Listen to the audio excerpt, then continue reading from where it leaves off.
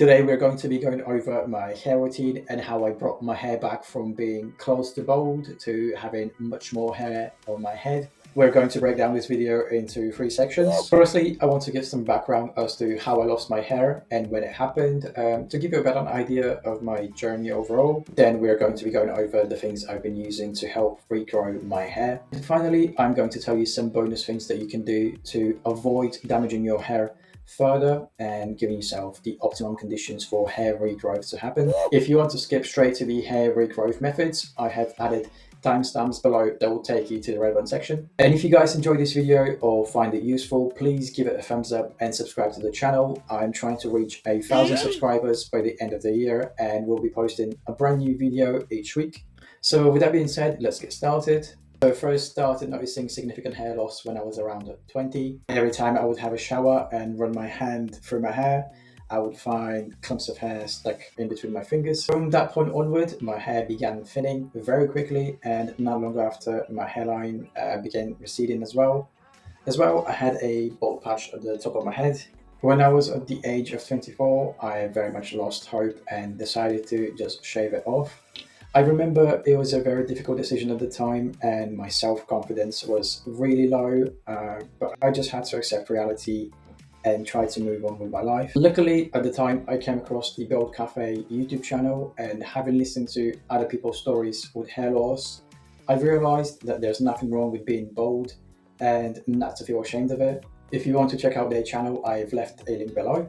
Fast forward a few years, I came across some videos about male pattern baldness and decided to do some research. What I had discovered is that male pattern baldness in most cases is caused due to the lack of blood flow to the hair follicles. Over time, our scalp tightens, and this prevents the supply of oxygen to the hair follicles, hence why people still have hair on the side of their head, because that part isn't tightened and still has regular blood flow. First thing I began to do was scalp massages. So the way to do it is you position your hands on your scalp and you gently massage in circular motions. I do this once a day for around 20 minutes. I usually do this whenever I'm watching something on TV, so it really doesn't feel like an inconvenience. To further stimulate the blood flow to the scalp, I began microneedling using a derma roller. Essentially how it works is you make small punctures to the skin, which in order to heal, receive a better blood flow to the area, and in turn supplying the hair follicle with oxygen, which allows the follicles to grow. Those of you who haven't done derma rolling before, it is a safe procedure and you don't actually experience any pain.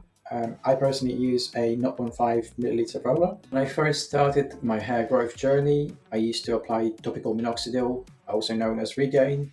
Topical minoxidil works by dilating blood vessels and increasing blood flow to the hair follicles, which prolongs the hair growth phase. However, the downside to minoxidil is that any new hair gained would be lost as soon as you stop applying it. Therefore, I made the switch to rosemary oil. Rosemary oil is a natural extract which has the same benefits as minoxidil by promoting hair thickness and regrowth.